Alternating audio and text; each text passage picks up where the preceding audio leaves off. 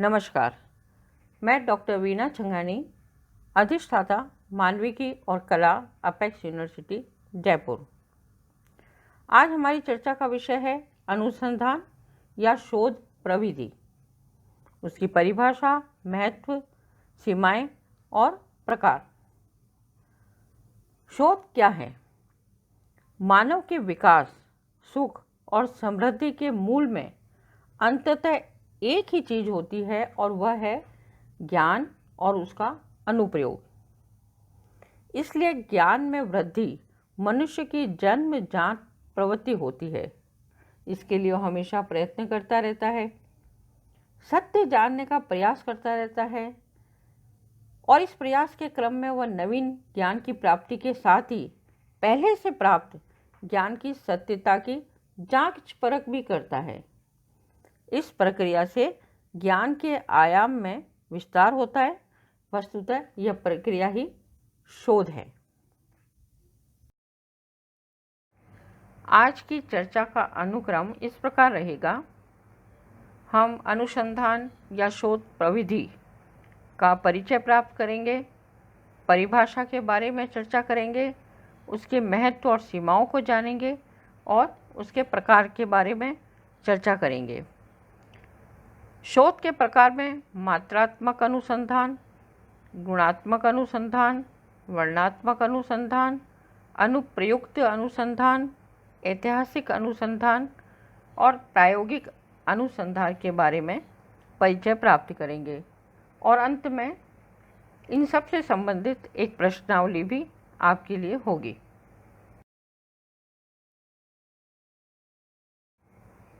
पहले बात करते हैं अनुसंधान के परिचय की।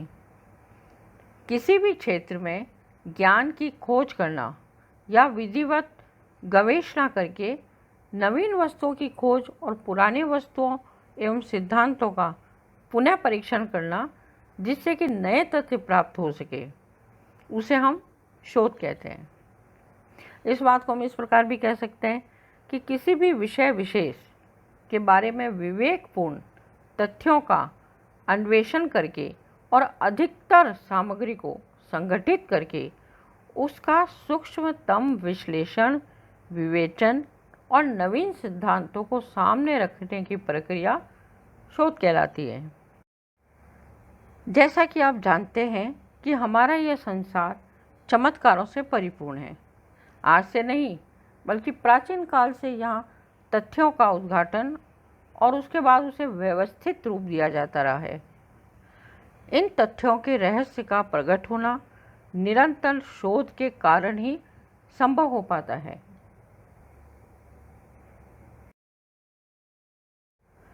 इसी तरह अध्ययन से दीक्षित होकर शिक्षा के क्षेत्र में कार्य करते हुए शिक्षा में या अपने शैक्षणिक विषय में कुछ जोड़ने की क्रिया अनुसंधान कहलाती है।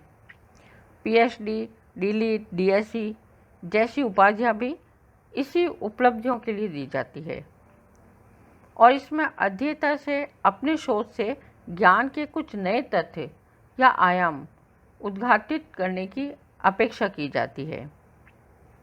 शोध अंग्रेजी शब्द रिसर्च का पर्याय है, किंतु इसका अर्थ पुनः खोज नहीं है, अपितु गहन खोज है। इसके द्वारा हम कुछ नया आविष्कृत कर उस ज्ञान परंपरा में कुछ नए अध्याय जोड़ते हैं। जैसा कि आप इस चित्र में देख रहे हैं, यह एक अनुसंधान चक्र है। वैज्ञानिक विधि के अनुसार कुछ अवयव जिन्हें एक चक्र के रूप में व्यवस्थित किया गया है, जो दर्शाता है कि अनुसंधान एक चक्रीय क्रम है। एक स्थान से शुरू होता है, अलग अलग सोपानों को पार करता हुआ वह वापस वहीं आता है और इस प्रकार अनुसंधान की प्रक्रिया चलती ही रहती है। अब हम बात करते हैं अनुसंधान या शोध की परिभाषा की। विभिन्न विद्वानों ने अनुसंधान की परिभाषा विभिन्न तरीकों से दी है, जिनमें आपके अध्ययन हेतु कुछ प्रस्तुत हैं। Advance learner dictionary of current English में ज्ञान की किसी भी शाखा में नवीन तथ्यों की खोज के लिए सावधानीपूर्वक किए गए अन्वेषण या जांच पड़ताल को शोध की संज्ञा दी जाती है। इसी तरह रेडमैन और मॉरी ने अपनी पुस्तक द रोमांस ऑफ रिसर्च में शोध का अर्थ स्पष्ट करते हुए लिखा है कि नवीन ज्ञान की प्राप्ति के व्यवस्थित प्रयत्न को हम शोध कहते हैं। इसी तरह अन्य विद्वानों की परिभाषा भी देखिए। लुडबर्ग ने शोध को परिभाषित करते हुए लिखा है कि अवलोकित सामग्री का संभावित वर्गीकरण, साधारणीकरण एवं सत्यापन करते हुए पर्याप्त कर्म विषयक और व्यवस्थित पद्धति है। F.L. भिटनी ने शिक्षा अनुसंधान का उद्देश्य बताते हुए और उसकी परिभाषा दी है कि शिक्षा अनुसंधान का उद्देश्य शिक्षा की समस्याओं का समाधान करके उसमें योगदान करना है, जिसमें वैज्ञानिक विधि, दार्शनिक विधि, चिंतन का प्रयोग किया जाता है। वैज्ञानिक स्तर पर विशिष्ट अनुभवों का मूल्यांकन और व्यवस्था की जाती है। इसके अंतर्गत परिकल्पनाओं का प्रतिपादन किया जाता है, उनकी पुष्टि से सिद्धांतों का प्रतिपादन होता है, इसमें निगमन चिंतन किया जाता है। दार्शनिक शोध विधि में व्यापक सामान्यीकरण किए जाते हैं, जिसमें सत्य एवं मूल्यों का प्रतिस्थापन किया जाता है। भिटनी ने अपनी इस परिभाषा में 2 प्रकार के शिक्षा अनुसंधानों का उल्लेख किया है, वैज्ञानिक और दार्शनिक। वैज्ञानिक शोध कार्यों से नए सिद्धांतों का प्रतिपादन किया जाता है और दार्शनिक शोध कार्यों से नवीन सत्यों का प्रतिस्थापन किया जाता है। कुछ अन्य विद्वानों की परिभाषाओं को भी दृष्टिगोचर करते हैं। मैरियम वेबस्टर के अनुसार शोध का अभिप्राय एक अध्ययनशील जांच है, जिसमें नए तथ्यों, व्यवहारिक अनुप्रयोगों या संशोधित सिद्धांतों से स्वीकृत सिद्धांतों की खोजपूर्ण तथ्यपरक संशोधित व्याख्या प्रस्तुत की जाती है, जो अनुसंधान एवं अनुप्रयोग पर आधारित होती है। W.M. टेवर्स के अनुसार शिक्षा अनुसंधान की परिभाषा इस प्रकार है। वे कहते हैं कि शिक्षा अनुसंधान वह प्रक्रिया है जो शैक्षिक परिस्थितियों में व्यवहार विज्ञान का विकास करती है। शिक्षा अनुसंधानों का अंतिम लक्ष्य शिक्षण सिद्धांतों तथा अधिनियमों का प्रतिपादन करना और शिक्षा की प्रक्रिया को प्रभावशाली बनाना है।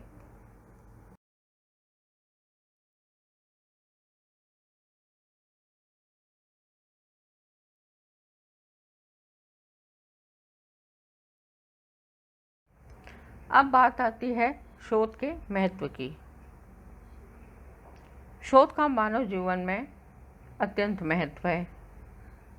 शोध मानव ज्ञान को दिशा प्रदान करता है, उसके ज्ञान के भंडार को विकसित और परिभाषित करता है। ये शोध ही होता है जिससे व्यवहारिक समस्याओं का समाधान किया जाता है।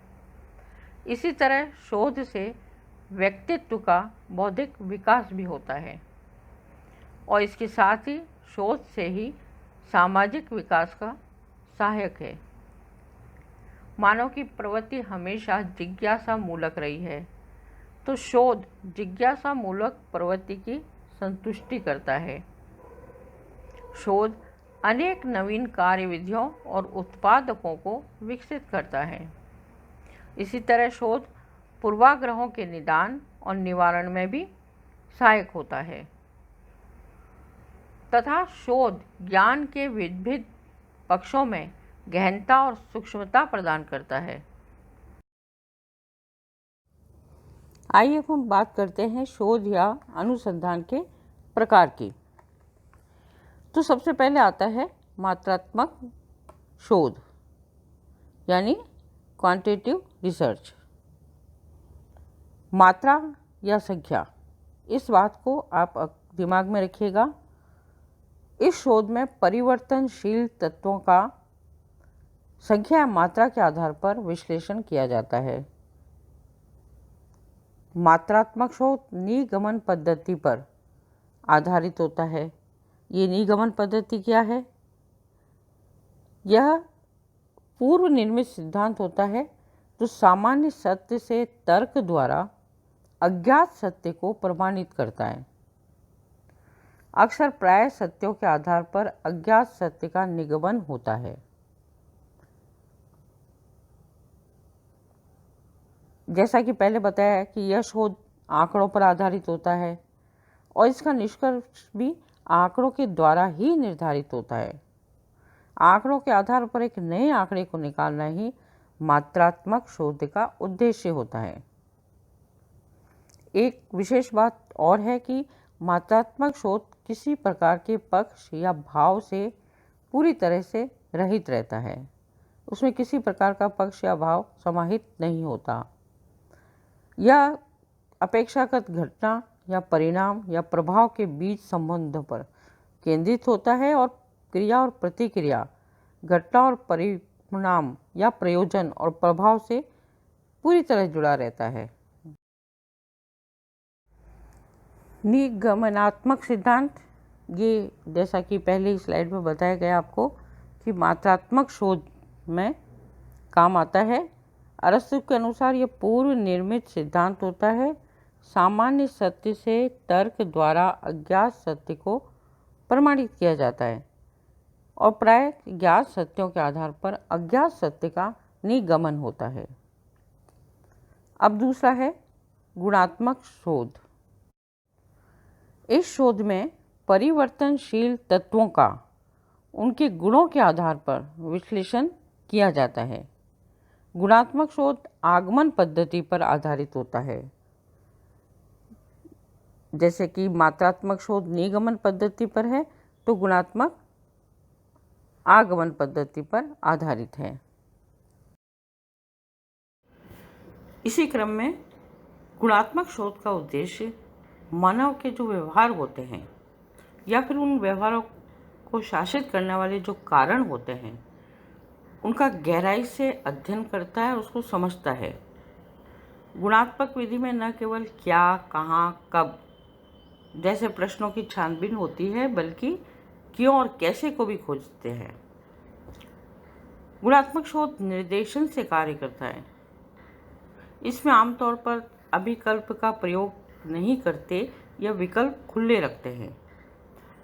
गुणात्मक शोध बहुत लचीला होता है तथा चयन में भी अधिक स्वतंत्र रहता है और सबसे बड़ी बात कि इस शोध में चरों का उनके गुणों के आधार पर विश्लेषण किया जाता है। गुणात्मक शोध मात्रा के स्थान पर व्यक्तिगत अनुभव और विश्लेषण पर जोर देता है। इसमें शोध के निष्कर्ष में भाव और पक्ष को स्थान देते हैं, जबकि मात्रात्मकता में यह ऐसा नहीं होता। यह कारण का विश्लेषण और सत्यापन करता है। गुणात्मक पक्ष को नापने के लिए मुख्य रीतियां, व्यवस्थित श्रृंखला, प्रबंध, समापन और संकेतकों के आधार पर वर्गीकरण करते हैं। मानव व्यवहार को गणित के सूत्रों में नहीं बांधा जा सकता। यह गुणात्मक शोध की विशेषता होती है और इस मत के अनुसार प्राकृतिक विज्ञानों के विकास में इतना महत्वपूर्ण योग देने वाला गणित सामाजिक अनुसंधान में आवश्यक भूमिका नहीं रखता। या फिर सरल शब्दों में ये कह सकते हैं कि गुणात्मक से तात्पर्य है गैर संख्यात्मक डेटा संग्रहण, ग्राफ या डेटा स्रोत की विशेषता पर आधारित स्पष्टीकरण। उदाहरण के लिए यदि आपसे विभिन्न रंगों में प्रदर्शित थर्मल छवि को गुणात्मक दृष्टि से समझाने के लिए कहा जाता है, तो आप ताप संख्यात्मक मान के बजाय रंगों की व्याख्या करने लगेंगे। जैसा कि हमने आगे ऊपर चर्चा की थी आगमन सिद्धांत की, तो आगमन सिद्धांत क्या है जो गुणात्मक शोध में प्रयोग में लिया जाता है? किसी वस्तु या प्रक्रिया में जो वस्तु या प्रमाण मिलते हैं उनका निरीक्षण किया जाता है और इस तरह अनेक समान वस्तुओं और प्रक्रियाओं प्रोसेस में परिलक्षित विशेष तत्वों के आधार पर सामान्य सिद्धांत बनाए जाते हैं। बात करते हैं मात्रात्मक एवं गुणात्मक शोध की तुलना की। तो पहली बात, मात्रात्मक शोध मात्रात्मक या सांख्यिकी सूचनाओं पर आधारित होता है। यह सर्वेक्षण, इंटरव्यू, ऑब्जर्वेशन, रिपोर्ट और रिपोर्ट के रिव्यू पर आधारित होता है। जबकि गुणात्मक शोध फोकस ग्रुप, गहन साक्षात्कार, इंटरव्यू और डॉक्यूमेंट्स के ऊपर आधारित है। इसी तरह मात्रात्मक शोध ज़्यादातर ऑब्जेक्टिव यानी वस्तुनिष्ठ होता है या किसी भी स्थिति या समस्याओं के स्पष्ट दिखने वाले प्रभाव या परिणाम का वर्णन होता है। जबकि गुणात्मक शोध ज़्यादातर सब्जेक्टिव यानी विषयनिष्ठ होता है। मात्रात्मक शोध में संबंधित समस्याओं के स्थिति के प्रभाव का परिणाम स्पष्ट दृष्टिगोचर होता है, जबकि गुणात्मक शोध में किसी समस्या की स्थिति का वर्णन करने के लिए शोधकर्ता जिनका समस्याओं से संबंध हो उसके दृष्टिकोण पर निर्भर करता है। इसी तरह हम कह सकते हैं कि मात्रात्मक शोध संख्या पर आधारित होता है, जबकि गुणात्मक शोध गुणात्मक या वर्णत पर आधारित होता है। कह सकते हैं कि मात्रात्मक शोध एक प्रकार से समस्या को बाहरी दृष्टि से हमारे सामने लाता है और वही गुणात्मक शोध उसी समस्या को विस्तार से जानने में मदद करता है। मात्रात्मक शोध में समस्या का संक्षिप्त और आंकड़े में पता लगाना जाता है और गुणात्मक शोध में शोधकर्ता उसी समस्या को विस्तार से जानता है। अधिकांश जो मात्रात्मक अध्ययन होते हैं उनका एक ही प्रश्न होता है और वो है क्यों। कार्य कारण का संबंध स्थापित करना गुणात्मक अनुसंधान का अच्छा उद्देश्य होता है। क्या, कब और कैसे जैसे प्रश्नों से गुणात्मक शोध में पूरी प्रक्रिया का अध्ययन किया जाता है। तो कहा जा सकता है कि गुणात्मक एक अपेक्षाकृत अधिक व्यापक, अधिक संवेदना वाली दृष्टि है। इसमें पूरी घटना का क्रम पता चलता है। अनुसंधान या शोध का तीसरा प्रकार है वर्णनात्मक शोध या अनुसंधान, जिसका एक संक्षिप्त परिचय हम यहाँ पर लेंगे। आगे की आने वाली स्लाइड्स में, पीपीटीज में हम इसके बारे में विस्तार से चर्चा भी करेंगे। शोधकर्ता का चरों पर नियंत्रण नहीं होता। विशेष बात है कि शोधकर्ता का चरों पर नियंत्रण नहीं होता। इसमें सर्वेक्षण पद्धति का प्रयोग होता है तथा वर्तमान समय का वर्णन होता है। मूल प्रश्न जिनका उत्तर खोजा जाता है वह होता है क्या, कब, क्यों, कहाँ और कैसे। इस प्रकार के शोध के अंतर्गत अध्ययन के समय जो परिस्थितियां हैं उनका उसी रूप में शोधार्थी द्वारा प्रस्तुतिकरण किया जाता है। इसमें तथ्यों का संकलन महत्वपूर्ण होता है। इस प्रकार के अनुसंधान का परिचय देते हुए शोध प्रविधि नामक पुस्तक में डॉक्टर विनय मोहन शर्मा लिखते हैं कि व्याख्यात्मक या वर्णनात्मक शोध में मानव जीवन की सभी वर्तमान समस्याओं पर, चाहे वे साहित्य, समाज विज्ञान या शुद्ध विज्ञान से संबंध हो, अनुसंधान किया जाता है। अनुप्रयुक्त सिद्धांत, एप्लाइड रिसर्च। इस प्रकार के शोध में शोधार्थी द्वारा किसी समस्या के तुरंत समाधान की खोज की जाती है। इसके लिए शोधार्थी को एक निश्चित समस्या से जूझना पड़ता है। इस प्रकार के शोध को हम व्यवहारिक अनुसंधान भी कह सकते हैं। अगला है ऐतिहासिक शोध, हिस्टोरिकल रिसर्च। उन तकनीकों और दिशा निर्देशों का समुच्चय है जिनका उपयोग इतिहासकार अतीत के इतिहास के अनुसंधान तथा लेखन के लिए करते हैं। इसके लिए प्राथमिक स्रोतों और पुरातत्व सहित अन्य साक्ष्यों का उपयोग किया जाता है। इतिहास के दर्शन में ज्ञान मीमांसा नामक उपक्षेत्र में एक उचित ऐतिहासिक विधि की संभावना एवं प्रकृति का प्रश्न उठाया जाता है। कहा जा सकता है कि ऐतिहासिक पद्धति तथा इतिहास लेखन की विभिन्न विधियों के अध्ययन को ऐतिहासिक शोध कह सकते हैं।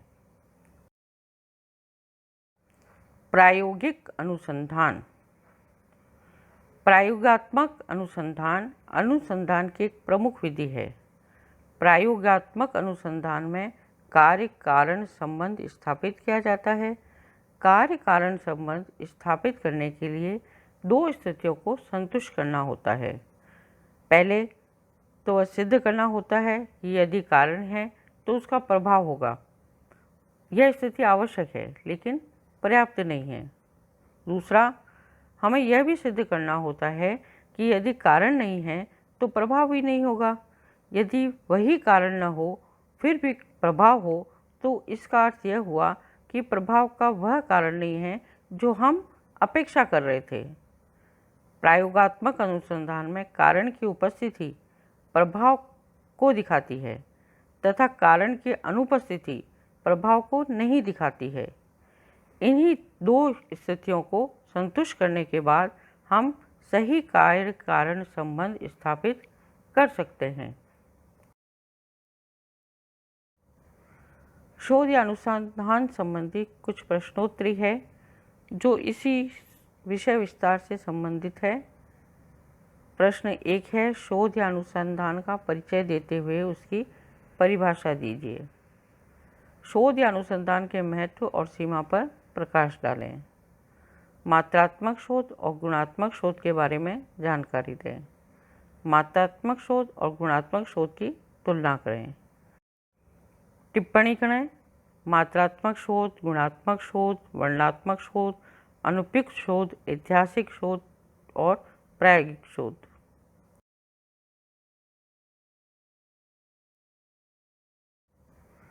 शोध या अनुसंधान संबंधी कुछ प्रश्नोत्तरी है जो इसी विषय विस्तार से संबंधित है। प्रश्न 1 है, शोध या अनुसंधान का परिचय देते हुए उसकी परिभाषा दीजिए। शोध या अनुसंधान के महत्व और सीमा पर प्रकाश डालें। मात्रात्मक शोध और गुणात्मक शोध के बारे में जानकारी दें। मात्रात्मक शोध और गुणात्मक शोध की तुलना करें। टिप्पणी करें।